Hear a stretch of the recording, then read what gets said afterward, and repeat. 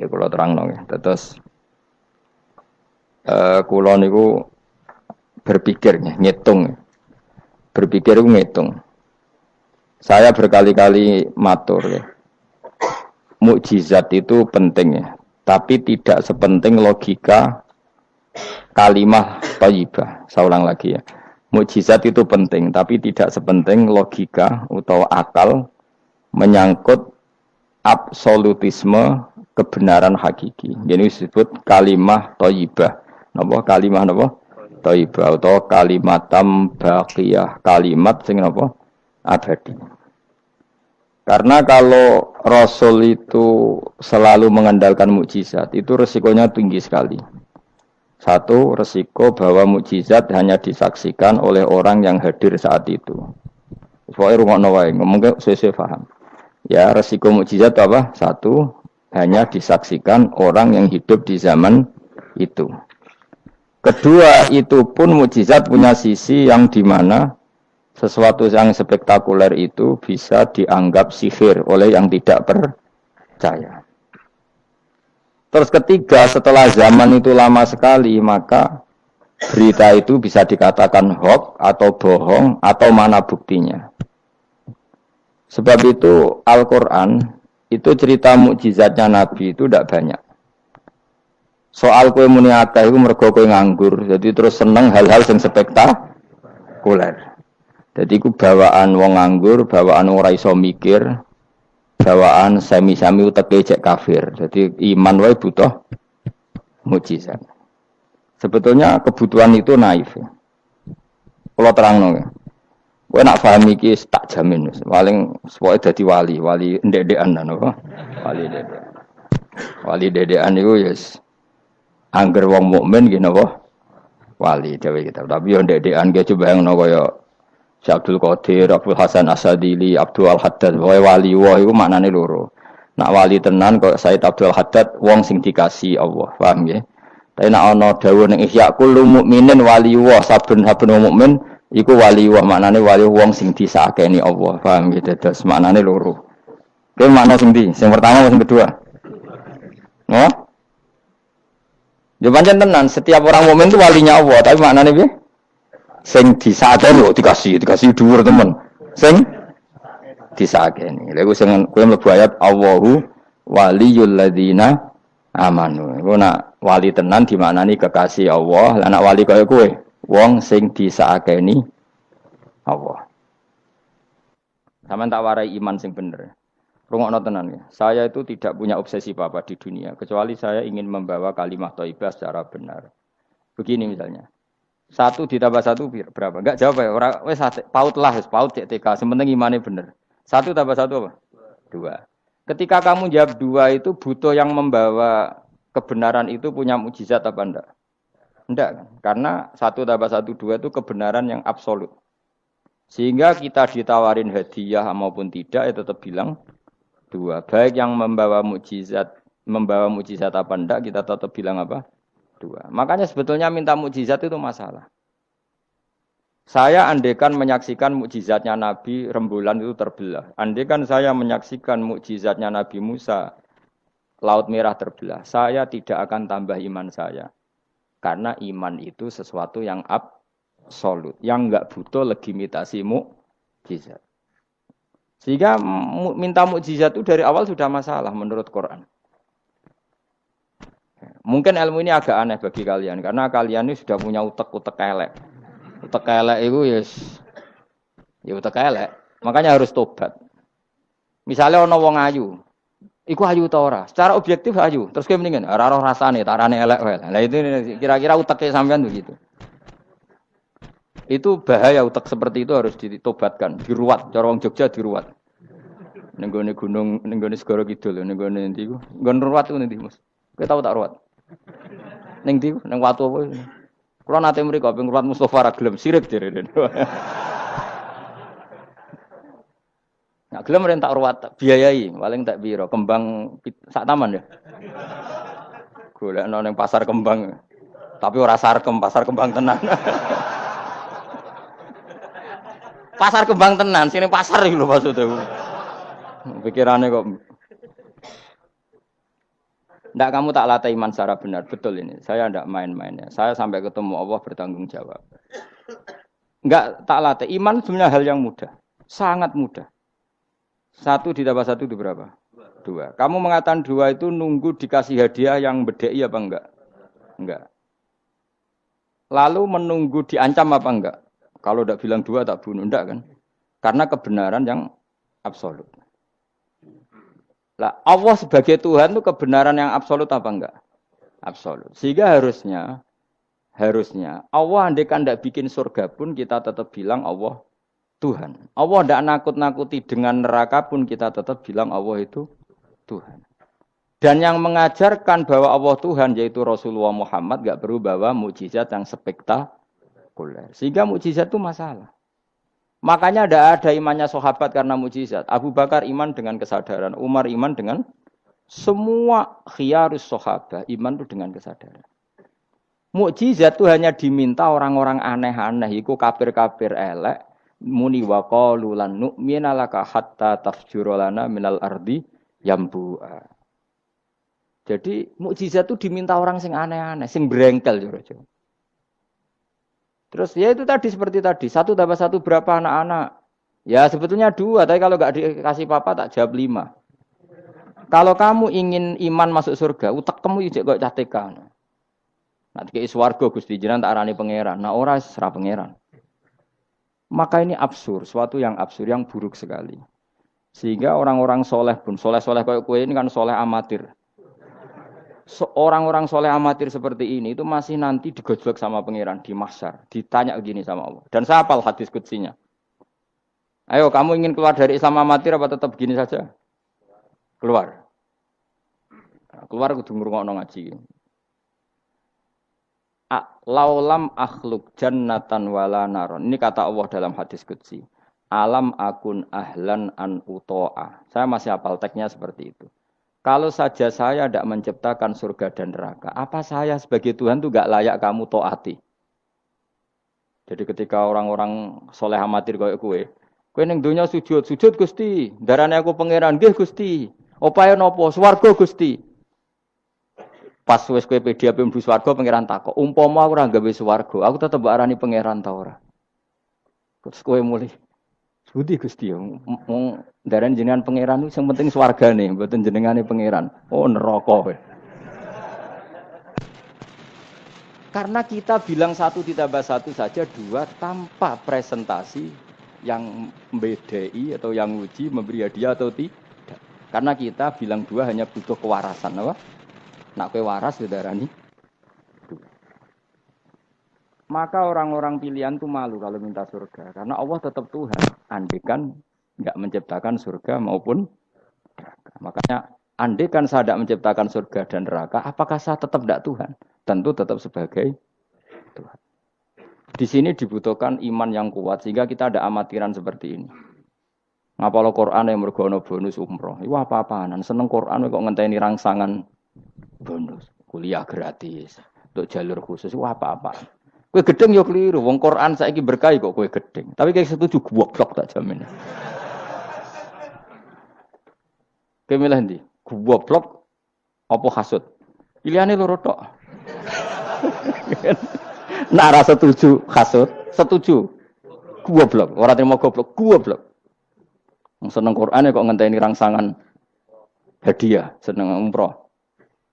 Quran itu kalamu kita, kalamu Robbi, ngendikane pangeranam kok senenge ngenteni bonus ini apa-apa. Kampungan banget. Loh kalau kamu seneng sesuatu coba sekarang, kamu mengatakan langit indah, itu kan objektif. Ya karena langit indah. Jangan sampai kita, HP ini penting enggak? Oh penting untuk komunikasi. Tapi kira awakmu, oh ora penting. Kacau kan kalau semua hukum digantungkan kepentingan pribadi. Quran itu kalamu selalu indah kapan saja. Meskipun kita tidak tahu untungnya apa kita senang Quran. Misalnya enggak tahu untungnya umroh apa enggak penting. Dari awal kita mencintai Quran karena itu kalamu Rabbi, apa? Ini kalamnya Tuhan saya mencintai dia. Saya mencintai Allah, maka yang berbau yang tentang Allah kita cintai. Tanpa presentasi dapat hadiah apa enggak, menghormat apa enggak. Saya sebagai orang alim juga gitu. Saya enggak peduli sampean hormat saya enggak peduli. Goblok kalau saya gitu. Segoblok-gobloknya. Saya orang alim diwajibkan mulang ya mulang. Dan saya mengharap ridhonya Allah. Terus gue ngaji, golek ridhane Allah, golek itu. Selesai kan? Enggak ruwet. Ojo kok kowe ngaji, aku ngaji Gus Ba nak sida alim. Nek alim ra ngaji malah ra ngarak. Malah ra bakal alim. Ngaji saja. Lah iso alim gak penting. Saya ulang lagi ya. Saya pernah matur ini bahkan di depan mas saya sarang. Sebab itu Nabi pernah ngendikan secara ekstrim dan ini ekstrim yang baik. Tapi jangan disalahpahami. Saya ulang jangan disalahpahami. Nabi pernah ngendikan gini, mangqala la ilaha illallah dakhalal jannah. Terus ada sahabat tanya, wa in zana wa in saraka yarqal wa in zana wa in saraka. Siapapun yang meyakini la ilaha illallah maka dia suatu saat pasti masuk surga. Meskipun pernah zina, pernah maling. Iya, kata Nabi, meskipun pernah zina dan pernah maling. Karena apa? Kebenaran absolutisme, kebenaran yang absolut itu tidak terkait qailnya yang mengatakan. Saya berkali-kali mencontohkan. Saya ketemu lonte di Indonesia atau di Mesir, siapa saja. Atau bandar narkoba, atau siapa saja. Tak tanya, 1 tambah 1 berapa? Kira-kira lonte jawab berapa? Tidak, jawab saja, biar sampai pinter. 2. Bandar narkoba ditanya jawab berapa? 2. Yang di penjara KPK jawab berapa? 2. Kemudian ada rektor Al-Azhar tak tanya, 1 tambah 1 berapa Pak Rektor? Lonte sudah bilang 2, penjahat sudah bilang 2, para begundal sudah jawab 2. Terus dia karena rektor Al-Azhar, kalau saya 3. Kira-kira ini rektor geblek apa enggak kira-kira? Geblek. Kira-kira, tapi tentu itu tidak mungkin. Tetap dia pun jawab 2. Dia enggak peduli, wah saya rektor kok jawabannya sama dengan penjahat. Karena kebenaran absolutisme itu tidak pernah bergantung kamu rektor, apa kamu siapa saja. Paham ya?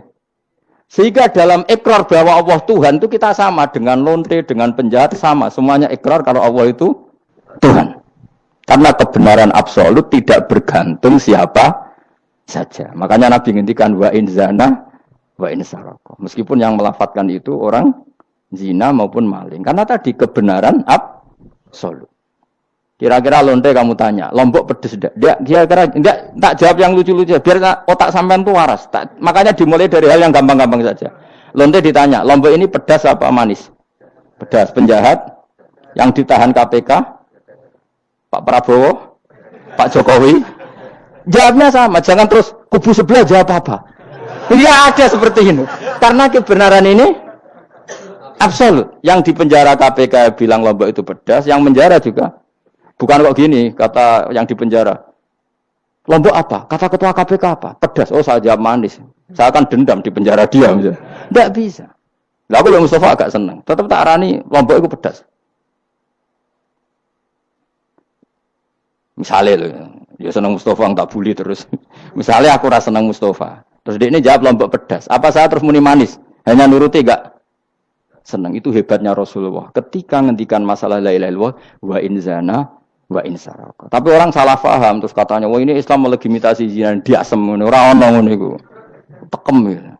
Maksudnya Nabi itu kebenaran absolut itu enggak ada bedanya antara orang fasik dan orang soleh. Semuanya ikrar. Sekarang 1 ditambah 1, lonte ya bilang 2, pencopet ya bilang 2, pak polisi ya bilang 2, kubu sebelah ya bilang 2. Sekarang semua orang Islam, sing fasik ya bilang Allah Tuhan, sing soleh bilang Allah Tuhan. Semuanya sama. Maka orang fasik pun dalam Islam enggak boleh kamu keluarkan dari Islam. Karena sama-sama bersaksi, asyhadu alla ilaha illallah wa asyhadu anna muhammadar rasulullah. Mulane ahli sunnah berpendapat, berkeyakinan orang Islam apapun maksiatnya tetap tidak bisa dikeluarkan dari apa? Islam. Soal dosa ya dosa saja. Apa nak kue terus dosa darani 1 tambah 1 5. Nak lonte muni 1 tambah 1 2 terus orang soleh aku tak bilang 3 biar tidak sama dengan lonte. Tidak bisa seperti itu. Maka harus dilatih terus kebenaran absolut. Maka saya bayangkan kalau saya ulang lagi, andai kan saya menyaksikan mukjizatnya Nabi memecah bulan, iman saya tidak tambah. Karena tanpa itu pun kadar kita imannya sudah full. Kenapa? Karena kebenaran Rasulullah sebagai Rasul adalah kebenaran yang absolut. Seperti saya meyakini 1 tambah 1 2. Dikasih hadiah 1 juta itu tidak nambahi iman saya kalau 1 tambah 1 2. Paham ya? Enggak tambah kan iman kamu. 1 tambah 1 2. Terus kamu dikasih hadiah 1 juta. Kepercayaan kamu bahwa 1 tambah 1 2 tambah apa enggak? Enggak kan? Karena kebenaran yang absolut. Nah, itu yang dimaksud Sayyidina Ali ketika ngetikan lauku sifal ghata mastatu yaqinan. Umpama dunya iku aku semua kasafah kabeh, imanku ora tambah. Ketika ditanya, apa Anda setelah di akhirat imannya tambah? Enggak, kata Sayyidina Ali. Apapun iman saya tidak tambah. Maksudnya tidak tambah karena kebenaran absolut. Siapapun yang mukmin secara benar, itu imannya sudah 100%. Maka tidak akan tambah dengan hal-hal yang baru. Paham ya? Jelas? Kayak tadi, 1 tambah 1 kamu jawab berapa? 2. Itu kebenaran itu kamu imani kan sudah full 100. Kemudian yang bedai kamu, yang nguji kamu, sudah kamu tak kasih 1 miliar, sudah kamu tak kasih umroh. Iman kamu 1 tambah 1, 2 tambah apa enggak? Enggak. Karena kebenaran absolut. Maka nanti setelah saya masuk surga, tanya Allah, ha imanem tambah enggak setelah saya melihat surga? Ya tetap Gusti, tetap engkau sebagai Tuhan yang hakiki.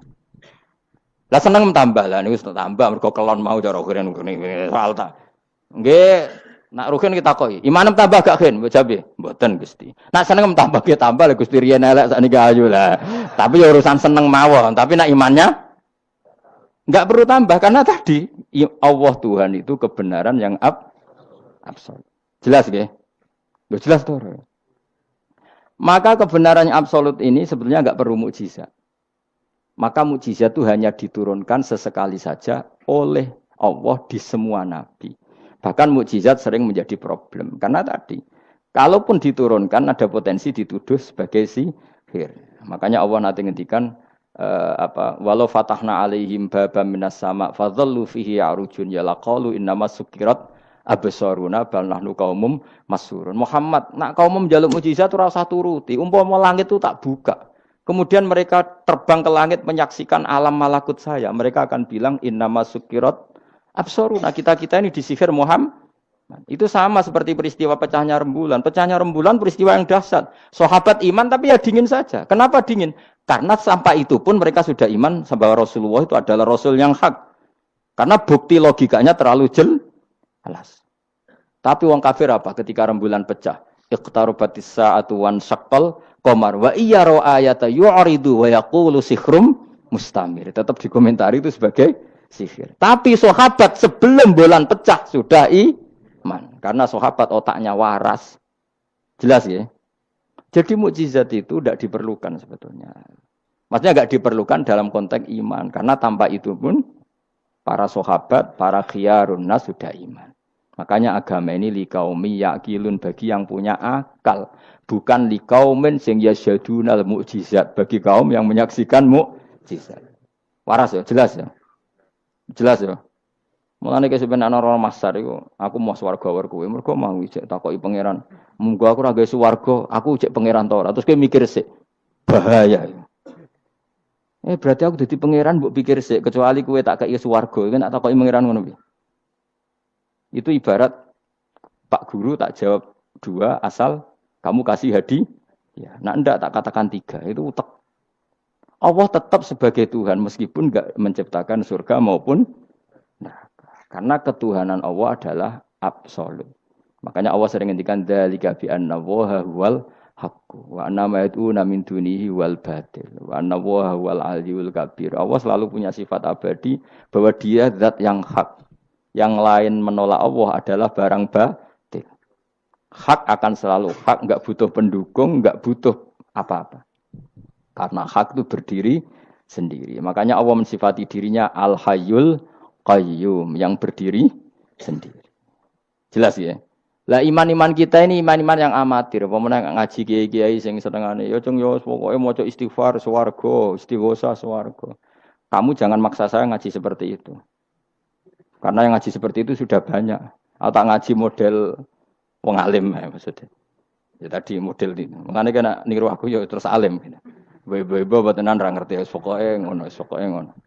Dan ulama seperti saya memang harus seperti itu karena kita ngajinya seperti itu. Saya baca ihya seperti itu, baca hikam seperti itu. Dari guru-guru saya, dari Mbah Mun bapak saya seperti itu. Makanya swarga itu dibuli-bulian mbek wali-wali. Ada wali yang tawani pangeran. Jong silahkan bu swarga takokin. Di surga bisa sholat Gusti saya. Iso ya. Oke kalau gitu. Karena gak iso mbayangno. Nek mati dadi kawula kok ora sujud ku gak iso mbayangno wali-wali. Nek kowe kan gak kelon ora iso mbayangno. Uteke wis elek. Beda desain uteke wali wek. Ambek wong ngene-ngene iki beda. Beda banget ta beda biasa. Jadi uteke wali ku wis aneh. Jadi karena dia merasa gak bisa terpisah dari Tuhan, karena semua kebutuhannya tercukupi hanya oleh Tuhan, maka dia bayangkan, ning swarga ada enggak sesuatu yang saya kasihkan kepada Allah, saya dermakan, saya khidmatkan untuk Allah. Kok ning swarga kok mau kelon terus mangan terus apa-apaan ini. Jadi masih apa ya? Makanya dia aneh masuk surga itu masih asing. Sampai ketemu Allah, wujuhu yauma idzin nadhirah ila rabbiha nadhirah baru puas. Kalau kamu kan enggak surga, mlebu swarga glundang ora takok sing duwe terus golek widadari kelon mangan. Ya sudah seperti itu. Sampai ditakoki Allah iku ora paham, mergo iki sing duwe sapa wis pokoke ngono. Ya tapi ya lumayan lah sementing ning swarga. Tapi insya Allah yang jenis ini tidak ketemu saya juga agak ingin ketemu. Isen lah cara kalau tadi. Cara muru'ah harga diri ketemu jenis seperti ini. Ya tapi lumayan, apa masih apa di surga. Itu yang disebut fa'amma apa yang ashabul yamin itu visi dream makhdud wa talhim mandud wa dilimam. Itu pokoknya pakanan semua wa ma'im masku bafagiyatin katsira la maqtu'ati wala makan bar makan jima inna ansa'na gunna insya'a faja'alna gunna abusuna. Tapi kalau orang muqarrabin Allah itu enggak gambarkan nikmatnya muqarrabin. Fa amma in kana minal muqarrabin farauhu. Karena semua kenikmatnya itu roh. Roh itu mala enaroat wala uduna samiat wala khatar ala qalbi basar. Dia nikmati di surga karena al-muqarrab, dekat sekali dengan Allah. Makanya di kitab-kitab wali itu banyak. Abdul Qasim Al-Junaidi, Abu Yazid tanya sama Allah, ya Allah, kenapa saya tidak melihat umat saya? Padahal engkau berjanji umat saya yang mencintai saya masuk surga. Dijawab Allah, sebenarnya umat kamu di surga semua, tapi enggak ada yang ingin ketemu saya. Bareng didelok mau do kelon, do wis to. Makanya kayaknya saya tidak ketemu sampean ini karena itu tadi. Jadi karena itu tadi orientasinya beda, Pak. Orientasinya. Tapi tetap swarga ya. Swarga. Mbahmu tapi milih. Kudu ngamal enak wis mbrono. Artinya sampean sepenting tak latih iman itu nganggo kalimah thayyibah. Iman itu kalimah thayyibah kira-kira logika yang terbangun secara benar. Sehingga dikalimatkan ya juga secara benar. Nah, disebut kalimatu haqqin 'alaiha nahya wa 'alaiha namut wa 'alaiha nub'astu wa biha nub'asa. Kalimat yang memang kalimat yang absolut. Ya 1 ditambah 1 2 itu absolut. Ketuhanan Allah lebih dari itu, sangat-sangat absolut. Maka kalimat ini pula yang kita berani hidup juga kita berani mati. Dan insya Allah dengan kalimat itu pula kita nub'ats insyaallahu minal aminin. Ora kok sithik-sithik kalimat hamin swarga jaluk amu mbahmu. Swarga ya jaluk kadang-kadang ae. Kula istighfar nggih jarang jaluk swarga. Ya kadang-kadang ae. Kita minta bahwa kalimat ini menjadi kalimat sing abadi. Sementing mati husnul khotimah. Dalam keadaan meyakini kalimat itu. Meskipun ya mau ke tetap walimu wali amatir mau. Gak apa-apa lah amatir lah nak wali.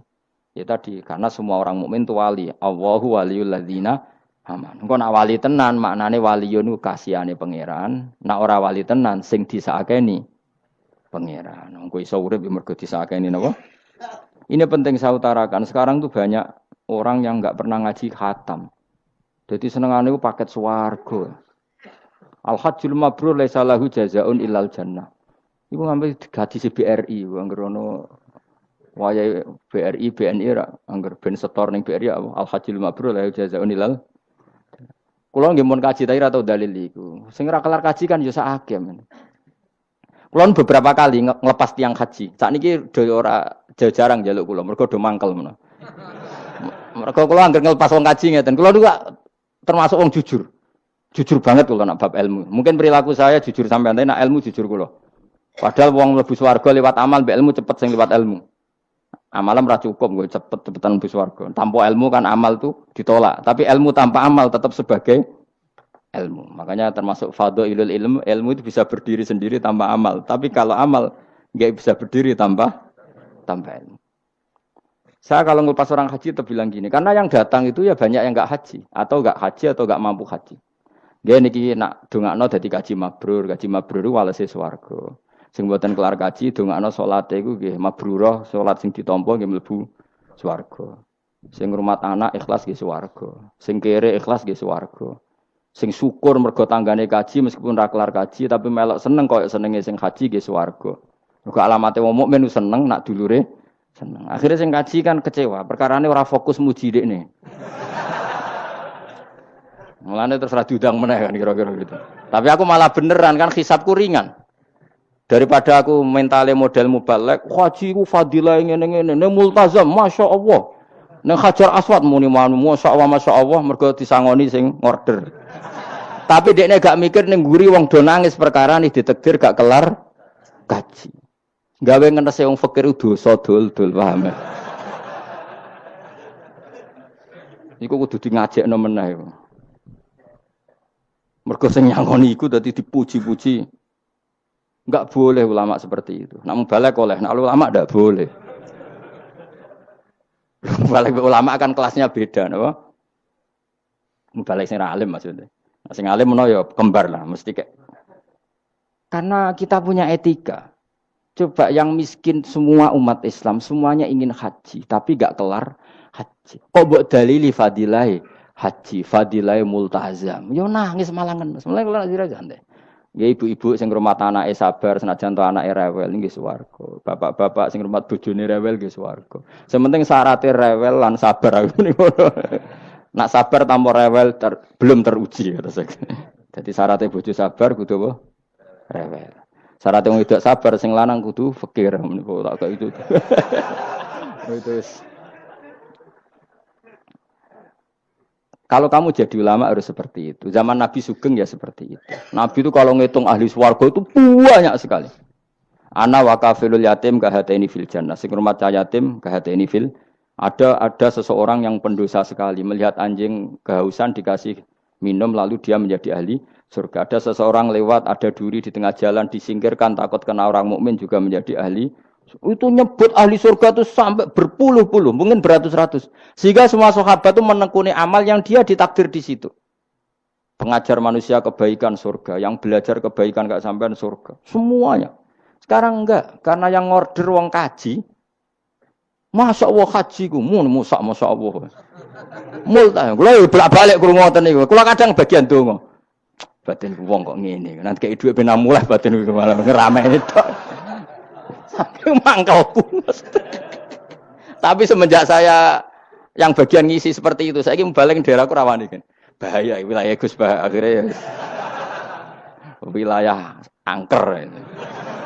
Akhirnya nak ngelepas wong kaji ge dongakno hajine mabrur, sing mboten kaji ge mugi-mugi ibadah ditampa serawani ngomong liyane. Tak semprit nek agak ngono.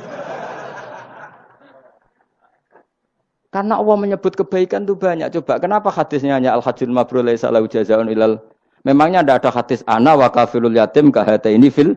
Saya dan yang rumah yatim nanti berdekatan seperti ini, sama-sama di surga.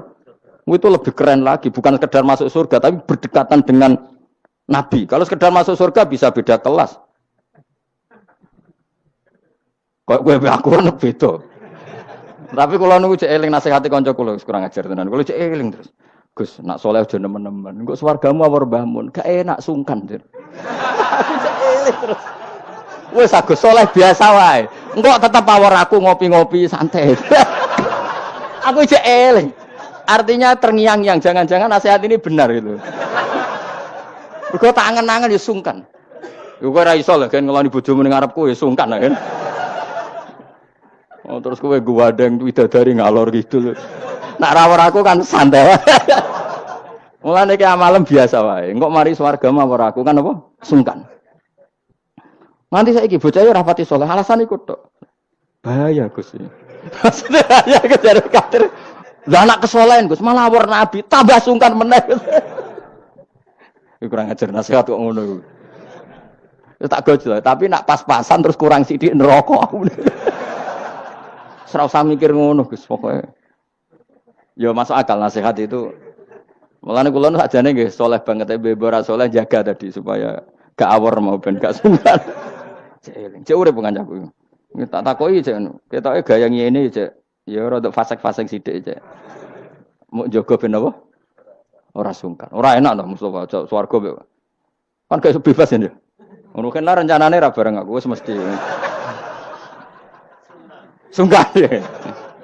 Apa overacting ndekne kepinginnya kan terus mandi di laut mblodor kan.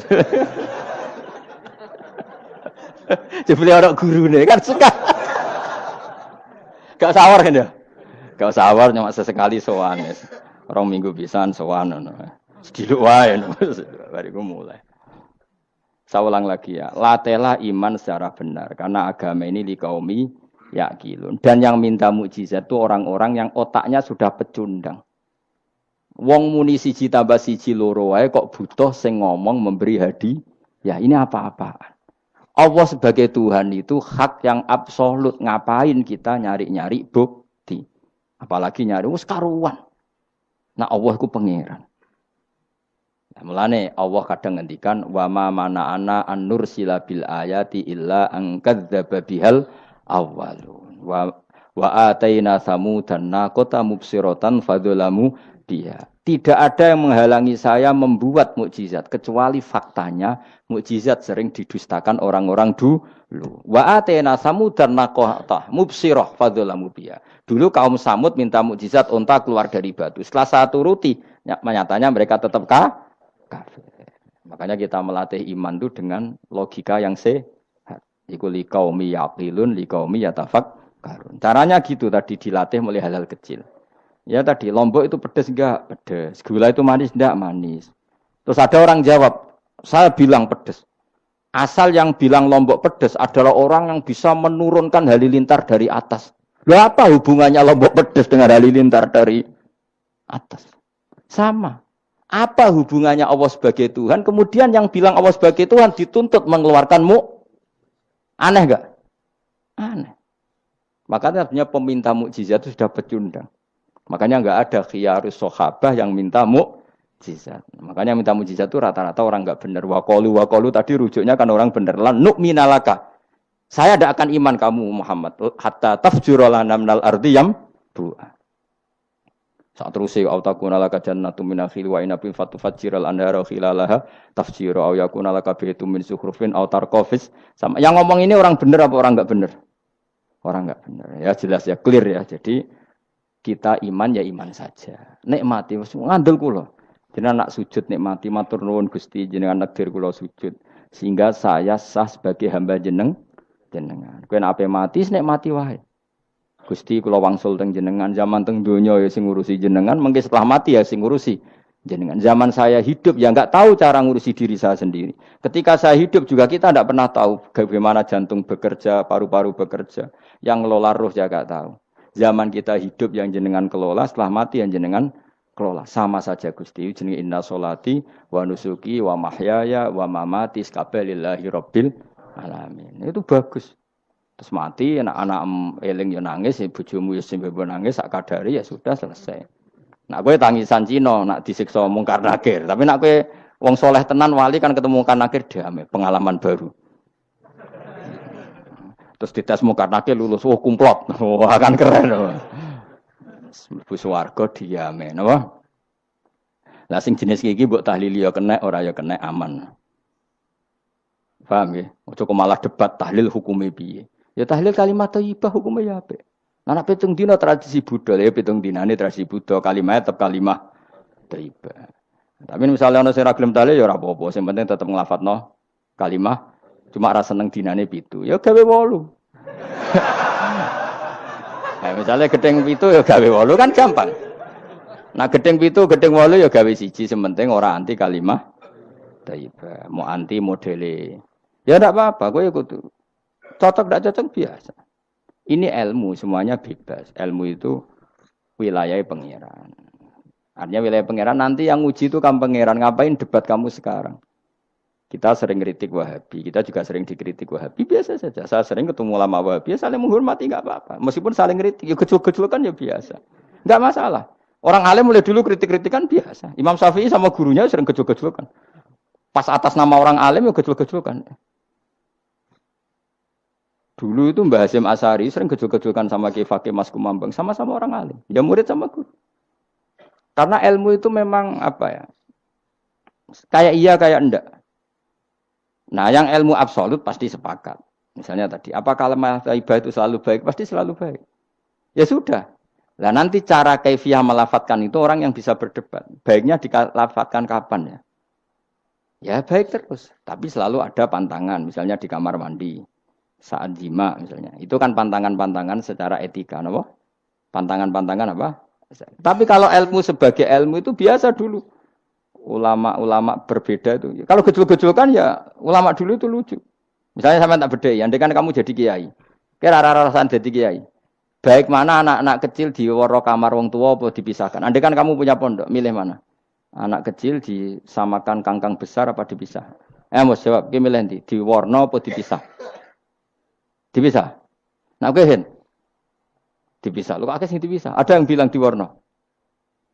Kalau di warna itu memang kalau dipisah itu resikonya sing kecil mentali cilik terus. Mergo ora ono sing didik sing tua.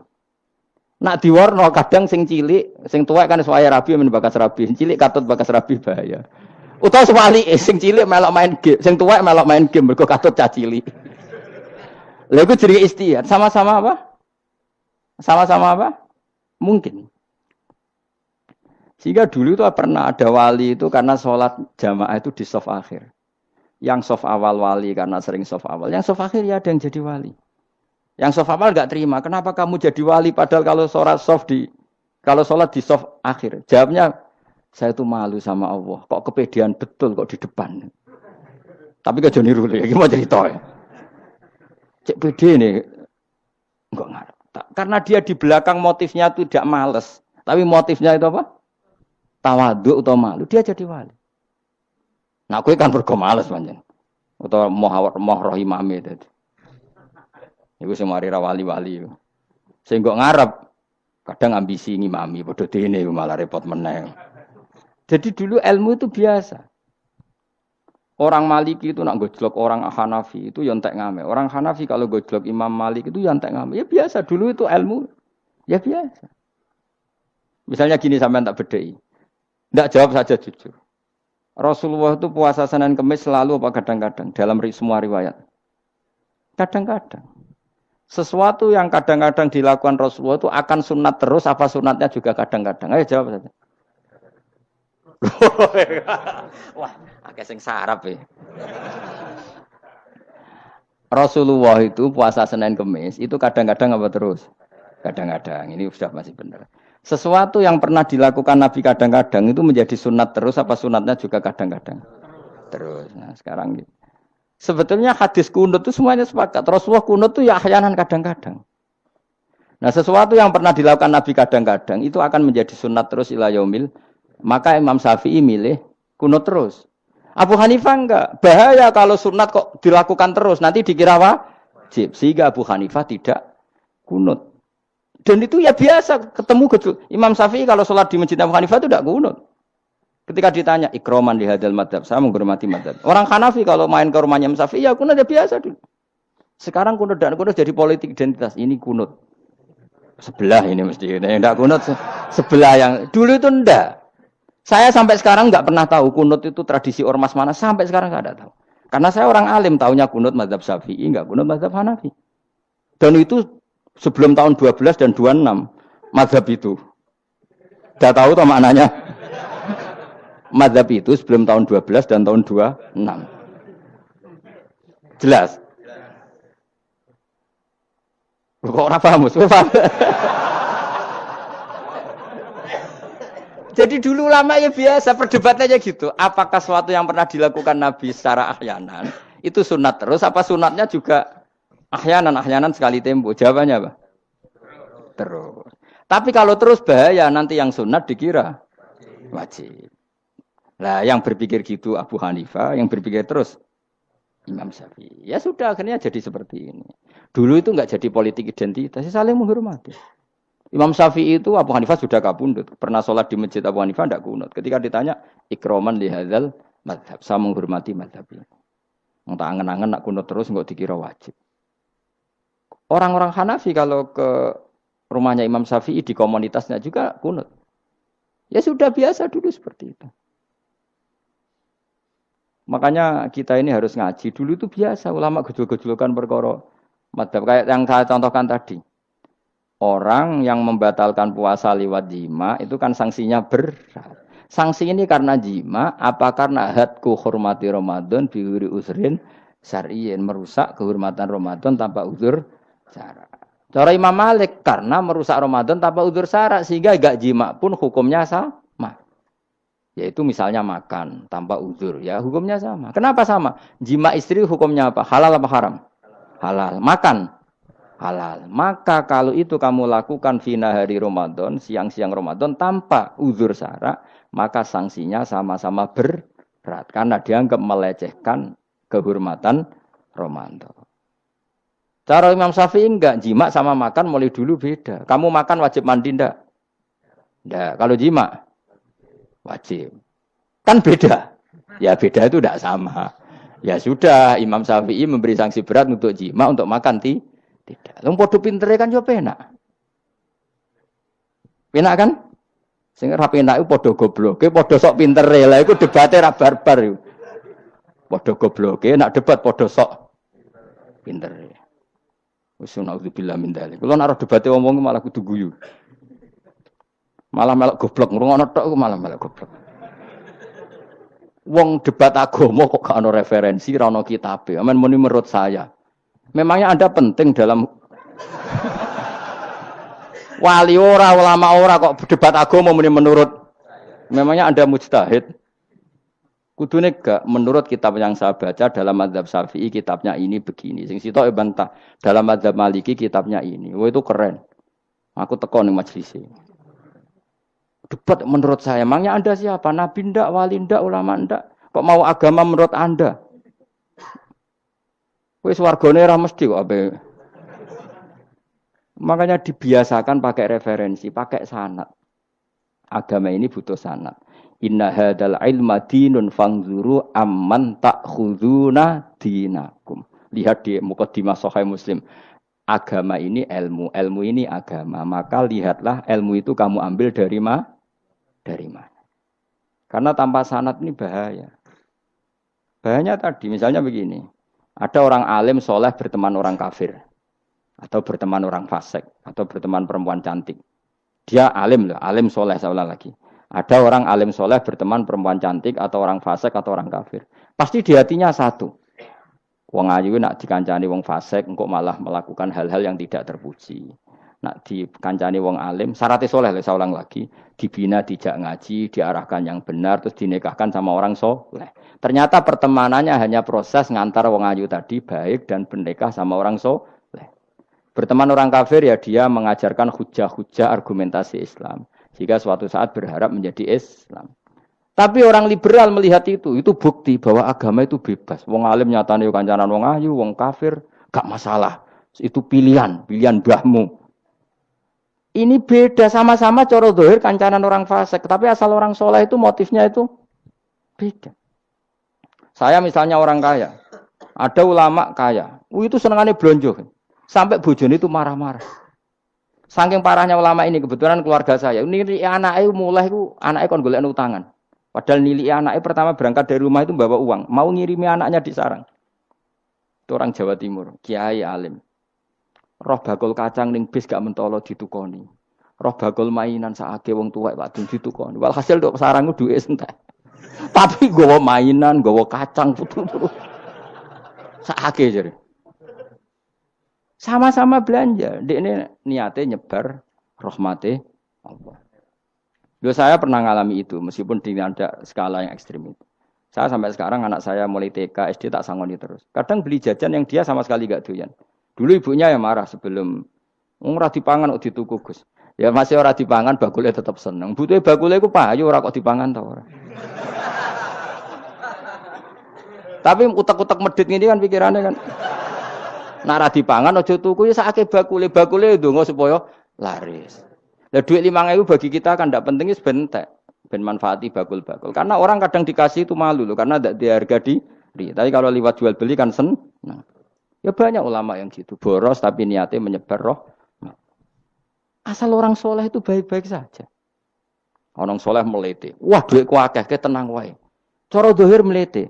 Ternyata ngenakno sing dikai ben ora Saan. Nah misalnya wong soleh terus sopan, duitku pas-pasan tak pangan sesuk wae ora ono. Sing dikai ya sungkan le dul. Maka wong soleh kudu mlete ben sing dikai ora sungkan. Bar ngekek dhuwit wong 100.000. Lah iya lanjiran dhuwitmu akeh ora iso tak hitung ning omah. Ijek karungan. Lah kok karungan piye? Dhuwit 1000 kerja kok karung gak sak. Butuh wae ngenakno sing dikai apa? Ngenakno sing dikai. Asal wong soleh, dia ngomong gitu itu niatnya juga soleh. Tapi nak wong ra soleh, pancen mlete tenan. Bolak-balik wong ra soleh itu masalah. Makanya kancani wong soleh. Mergo wong soleh itu orang yang luar biasa. Kanjeng Nabi ku nak dahar sering ning jaba. Ya biasa. Ketok wong akeh. Karena Nabi gak ada kepentingan beliau jadi Nabi setelah Nabi Isa alaihis salam yang saking sakralnya, saking priainya malah kebablasan dianggap sebagai anak Tuhan. Maka Nabi ngetokno kemanusiaan ini. Bahkan kalau dahar itu sering di luar. Gue ngetokno nak Nabi itu dahar sebagai umumnya kayak apa orang soleh. Lho kula nate berusaha khusyuk itu menang. Malah ngipi kuwi elek. Mergo aku ora meneng wae wibawa, nak meneng malah buyute wibawa. Akhire wong ra wani takok agama. Nak ana ora takok agama terus takok wong liya, takok rugi malah ra karu-karuan. Tapi baru kayak aku sering guyon gejlokan orang berani tanya. Baru kayak berani tanya, ilmu dikembalikan pada ahlinya. Jadi wong soleh ku ngomong terus yo barokah, saenake yo barokah, asal dekne soleh alim, barokah terus. Tapi nak wong ra soleh goblok e mbok meneng ben wibawa. Nah ibadah anggap wali terus wakai sing sowan innalillahi wa inna ilaihi raji'un. Aneh-aneh wae. Modus iki jenenge apa? Lho iya, kayak kasus di Probolinggo andai kan wong era jubahan niku ora ono sing percaya. Dia dipercaya karena modus apa? Kesalehan. Umpama ndekne nganggo kathok seprapat terus pahpoh ning pasar, ayo aku bisa gadakan uang, percaya to ora? Barokah jubahan ibu-ibu soleh. Maka sarana kesalehan ini kalau di mata orang enggak soleh, di tangan orang enggak soleh itu bahaya. Makanya kata ulama, kata Imam Haromen, kena arah alim, urip biasa wae. Aja sampai kowe terlalu khusyuk terus nak ngomong dindel, padahal keliru ngomongmu iku. Mergo anti ilmu. Wes bener kok sampean ini bener. Ora alim wis sepedaan motor ya sampai dangak-dangak terus sampai rokokan itu wis bener. Kowe nek bebo khusyuk malah bahaya. Dikira ahlul ilmi jebule gloyor napa. Mulane kan pas mlete tak anggap pinter ini. Menutupi apa nih? Wis pokoke terusno dhewe. Jadi itu ada aturannya. Pokoknya yang penting itu soleh alim. Makanya saya berkali-kali cerita, saya punya sanad sampai Sufyan bin Uyainah itu termasuk gurunya Imam Syafi'i. Ya gurunya Imam Syafi'i itu yang paling masyhur itu Muslim bin Khalid Az-Zanji ketika kecil. Beliau diajari sufi oleh Sufyan bin Uyainah. Kemudian ngaji hadis sama Imam Malik. Cuma di Indonesia yang terkenal beliau hanya muridnya siapa? Imam Malik. Sebenarnya dia ngaji lama itu malah sama Sufyan bin Uyainah. Sufyan bin Uyainah ini yang punya riwayat bahwa Nabi Isa dan Nabi Yahya pernah bertemu. Ketika bertemu di satu kampung, sing Nabi Isa tanya, "Aina sirarun nas?" Lalu rumahnya orang-orang fasik di mana? Sing Nabi Yahya selalu tanya, "Aina khiyarun nas?" Lalu rumahnya orang-orang baik di mana? Ini sama-sama Nabi dan sama-sama muda. Kita tahu Nabi Isa juga wa atainaul hukma napa? Sobia. Nabi Yahya khudil kitab biquwah wa atainaul hukma sobia. Nabi Yahya juga mulai cilik alim. Nabi Isa juga mulai cilik alim. Wa yukallimun nasa fil mahdi wa kahla. Ini sama-sama orang alim mulai kecil hanya dua itu, Yahya dan siapa? Isa. Itu sezaman. Saya ulang lagi sezaman. Sama-sama anaknya orang keren. Yahya bin Zakaria, anaknya Nabi. Isa bin Maryam adalah wali besar. Nasabnya. Akhirnya Nabi Isa yang mulai tanya, "Limada tas'al aina khiyarun nas?" Kenapa kamu tanya rumahnya orang-orang baik di mana? Kata Nabi Yahya, kumpul orang soleh itu enak, nyaman. Ya kan nyaman kan kumpul orang soleh, tidak ada narkoba, tidak ada kegaduhan, tidak ada berisik. Terus gantian Nabi Yahya tanya, "Limada tas'al aina sirarun nas?" Lalu kenapa Anda tanya di mana rumahnya orang-orang buruk? Terus kata Nabi Isa, "Anan Nabi, saya ini Nabi, biman zilatit tabib." Ibarat dokter udawil marto, maka saya mengobati yang sakit. Kalau Anda seorang dokter, nyari sampling penyakit, nyari di endemik daerah penyakit apa daerah sehat? Penyakit. Ya tapi kalau kamu takut ketularan, nyari daerah sehat apa daerah berpenyakit? Itu sama-sama madhab dalam ilmu. Dulu itu ya biasa, perbedaan seperti itu biasa saja.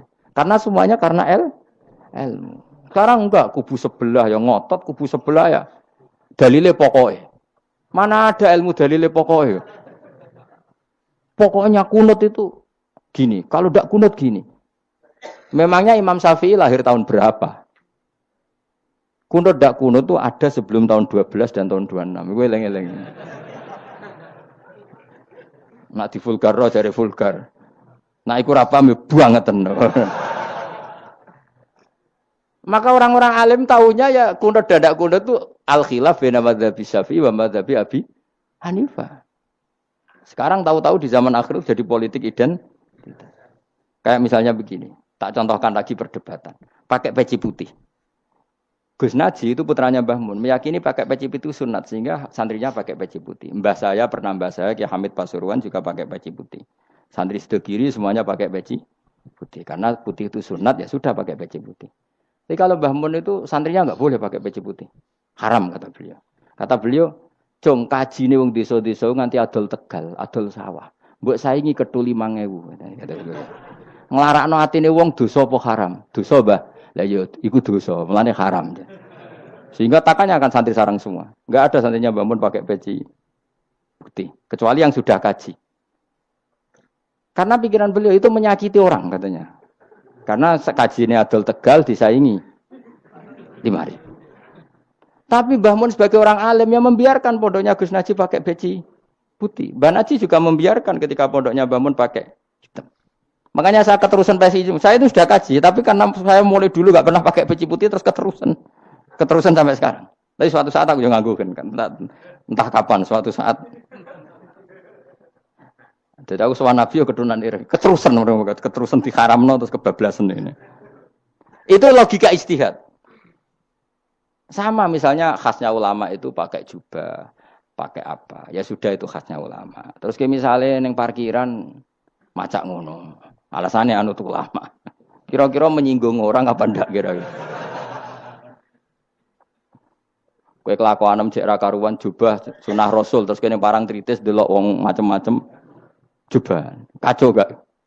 Elek-eleki nasab apa enggak? Boy orang itu mikir, jadi karena ada selalu masalah ijtihadiyah. Abdullah bin Mas'ud dulu itu kalau sholat itu nggak pernah pakai baju resmi, seringnya pakai sarung tok, kadang nggak pakai baju. Ketika ditanya, kamu ashabu Rasulillah, kenapa sholat dengan cara seperti itu? Terus beliau ngendikan, wong ben roh nak standar minimal sholat seperti ini. Kalau saya sholat selalu pakai pakaian sempurna, nanti dikira itu aturan fardu dan umat menjadi berat. Sampai seperti itu ulama menjaga konstitusi bahwa yang penting dalam sholat adalah satrul aurah. Zaman itu sudah sahabat dan tabiin karena Nabi sudah wafat itu sudah pakai pakaian lengkap. Tapi Abdul bin Mas'ud tiap sholat di masjid dia menunjukkan pakaian paling tidak lengkap. Jadi pernah beliau sholat itu hanya pakai sarung terus diikatkan di lehernya. Ketika ditanya, dulu kita dengan Nabi pernah sholat seperti ini. Akhirnya ulama menjadi tahu nak ngono sholat paling pokok itu nutupi mabena surah war rukbah. Andai kan tidak ada cerita Abdul bin Mas'ud mungkin dikira sholat syarat sahnya ya seperti itu. Maksudnya pakai jubah terus, pakai pakaian begitu terus. Barokahnya Abdul bin Mas'ud orang tahu standar minimal. Jadi kalau ulama itu motifnya seperti itu. Rasulullah kira-kira senang qiyamul lail apa enggak? Senang. Tapi beliau qiyamul lail di masjid hari keempat, hari kelima sudah tidak keluar ke masjid. Karena Nabi kalau selalu melakukan nanti dikira dikira. Tapi kalau enggak melakukan nanti orang enggak qiyamul lail. Maka Nabi pernah melakukan ya pernah tidak. Ya sudah itu konstitusi dalam tradisi ulama. Jelas ya. Saya sholat di pondok saya sendiri sering jadi makmum. Karena semua kiai sudah jadi imam. Nanti dikira syarat sahnya imam itu kiai. Repot. Makanya saya tunjukkan kiai juga boleh jadi makmum. Andai kan semua kiai jadi makmum, saya nanti jadi imam. Ya semua ulama mulai dulu tradisinya gitu. Karena yang dikatakan fardu kifayah itu kalau sudah ada yang melakukan, yang lain tidak usah. Biar seimbang. Sekarang enggak do geruduk kabeh. Makanya terus kacau. Loh, coba sekarang misalnya gini. Andaikan semua orang melakukan kebenaran kesunatan, yaitu misalnya semuanya ambisi iktikaf ning masjid. Terus tidak ada orang melakukan kebenaran ngrumat yatim, ngrumat jenazah, ngrumat jalan-jalan raya. Kan kacau. Mergo semuanya satu variasi kebenaran iktikaf ning masjid. Yatime sedang do mati, mergo do iktikaf kabeh. Tapi baru kaya ana sing iktikaf ning perapatan, nek ana wong tiba iso nulung, nek ana wong kesasar iso tako. Baru kaya wong sing iktikaf ning perapatan. Sayange terus bidung-bidung barang ku sayange. Sakjane niat iktikaf ku sah. Nawaitul iktikaf linusrati thoriq. Niat ingsun iktikaf nulungi dalan ben nek ana wong butuh. Coba sekarang, orang yang kecelakaan, pertolongan emergensi orang yang iktikaf di jalan apa yang di masjid? Di jalan, barokahnya banyak, itu tim SAR gratis. Umpama do niat soleh kabeh bumine pangeran, sah mbok itikaf. Mulai sesuk gak apa-apa, itikaf ning perapatan. Tapi buktikan kamu tidak berbuat macam atau tulisi relawan orang tersesat. Jadi ajane kebaikan itu ada di mana-mana. Makanya Nabi menyatakan kebaikan orang itikaf jadi katakan Nabi baik. Orang yang jalan-jalan kemudian ada duri disingkirkan juga disifati Nabi orang baik. Orang yang rumah yatim disifati Nabi orang. Bahkan orang yang hubungan intim dengan istrinya sama Nabi ya disifati orang baik. Sampai sahabat tanya, masa urusan gitu dapat pahala ya Rasulullah? Loh iya, andaikan itu sama orang lain kan malah dosa. Berhubung sama istrinya maka dapat pahala. Kayak apa Nabi ngitung kebaikan sekian banyaknya. Tahu-tahu di zaman akhir kubunya saja yang baik. Ini apa-apaan? Ini kalau iskal deh. Yo mareni yo tobat. Kebaikan adalah sesuatu yang dikatakan Allah baik di kubu kita maupun di kubu sebelah. Mau kubu sebelah ya apa saja. Baik di partai kita maupun di partai sebelah. Maupun di ormas kita maupun ormas karena semua kebaikan otoritasnya di Allah Subhanahu. Ada nabi yang senengane ngurus wong fasik, Nabi Isa. Karena berpikiran nabi itu tabib, ya tabib itu yudawil mar untuk mengobati yang sah. Ada nabi kayak Nabi Yahya. Karena kalau orang kayak kamu tak suruh ngobati orang fasik, kira-kira katut ta sing fasik tobat. Cara rohin tak cul ngobati wong wayu, kira-kira sing katut sapa? Sing ayu dadi ngaji apa sing ngaji dadi. Ya ukur dhewe, nak ora kuat niru Nabi Yahya, nak kuat niru Nabi Isa. Tapi kowe ora nabi masalah. Ya sudah, yang penting roh ilmunya. Bahwa dulu itu biasa. Paham ya? Makanya Sayyidina Abu Bakar jadi wali karena akhlaknya baik. Tapi akhlak baik itu tidak cukup untuk melindungi Rasulullah. Karena ketika Nabi diteror, Abu Bakar tidak bisa berbuat banyak. Sehingga ketika Abu Bakar sudah Islam, Nabi itu masih sembunyi. Sampai ketika lihat Umar gelut di pasar Uqad, dia petarung yang menangan, Nabi berdoa, Allahumma aizal Islam bi Umar. Semoga orang seperti ini itu masuk Islam. Karena ini rapati butuh sopan, ini butuh petarung. Tenan, Umar masuk Islam. Masuk Islam hari pertama sudah Abu Jahal ditotok rumahnya. Kamu kalau ganggu Rasulullah Muhammad tak bunuh kamu. Semua orang diparani. Akhirnya bersamaan dengan itu ada khitab fasda bima tu'mar. Akhirnya Nabi berani dakwah secara ala niatan. Barokahnya mantan preman.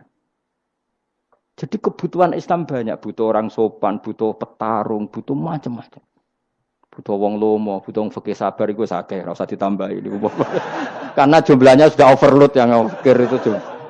Itu rasa diproduk sudah masif sudah.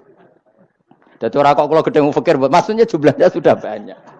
Jadi itu kayak apa kearifan Rasulullah? Makanya Abu Bakar pertama jadi khalifah. Ketika beliau mau wafat, itu nunjuk Umar jadi khalifah. Coba. Padahal beliau wataknya lemah tapi menunjuk orang yang sangat kasar, yaitu Sayyidina. Karena beliau insaf, tidak semua kebaikan terwakili oleh orang berakhlak. Kadang kebaikan terwakili orang yang tegas. Kayak Sayyidina. Kayak apa insafnya para sahabat? Iya toh, kalau di internal akhlak itu baik, tapi kalau di eksternal ngadepi orang nakal, yang baik itu orang tegas. Coba misalnya ada preman di perapatan, mau ganggu kiai, itu di santri sopan mau diluk, pusing kan? Tidak di semua santri kayak Rogen mantan preman, ayo gelut, mati orang ninggal popo.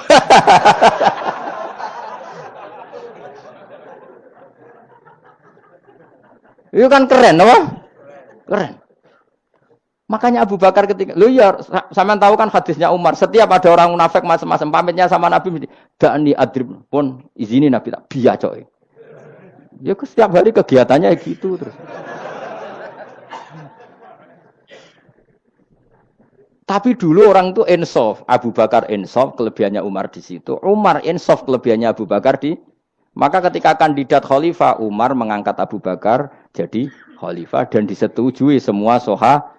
Ketika Abu Bakar mau wafat menunjuk Umar dan disetujui semua sahabat.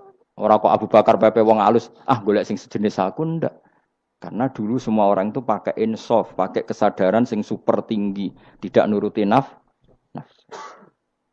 Loh saya andekan ada orang alim sekelas saya kok mau ganti tafsir Jalalain, ganti Gus Fikih yang mendesak fikih. Terus dia alim enggak masalah ya. Salah dia alim keramat. Oh dia ngerti Allah Mahfud nak setingkat aku. Nak roh berarti hok. Karena dulu itu begitu, lama dulu itu seperti itu. Biasa. Sekarang tuh enggak. Orang itu kalau enggak kelompoknya enggak mesti salah. Abu Bakar itu Raqiqul Qalbi. Raqiqul Hawashi, Riqqatul Qalbi. Tapi beliau justru menunjuk Sayyidina Umar. Karena dia tahu Islam itu musuhnya banyak, butuh orang tegas. Umar juga tahu bahwa di internal Islam itu butuh riqqatul qalbi. Sehingga beliau hormat sama Abu Bakar. Tak pimpin aku, wah bubar kabeh. Tapi dari Abu Bakar, ning jobo aku, tok wong mleten, ora ono Umar. Sehingga dua beliau saling melengkapi. Dan itu luar biasa. Nah khilafnya ulama kira-kira seperti itu. Yang peci putih ya silahkan gue iling-ilingan, nak putih itu sunat. Tapi sing ireng, piye-piye kaji desa iku disaingi kedul 5.000 gak terima aja. Yakin deh, Bos. Nah, saya ini mulai kecil di sarang. Tapi mertua saya itu keluarga Pasuruan. Jadi saya lucunya saya kalau ngajar di Pasuruan pakai peci hitam. Sebagian santri separuh pakai peci hitam menghormati saya. Sebagian pakai putih menghormati kiainya. Jadi jadi saya lihat ini ya sepanjang sejarah kalau saya ngajar itu jadi warna-warni itu karena tadi saya kaget kok banyak yang pakai baju hitam. Menghormati jenengan yang putih masih banyak separuhan. Ya enggak ada yang merencanakan, ya alami saja. Nah, cara sampean bener di. Putih apa hitam? Putih apa hitam? Bebas. Karena tadi ini masalah apa istihad. Pun kalau terus nang. Pokoknya sementing wow iman itu sesuatu yang absolut. Maka kita andaikan Allah tidak bikin surga neraka pun kita tetap sebagaimana kita mengatakan 1 tambah 1 2 dapat hadiah apa tidak dapat hadiah ya tetap mengatakan 2.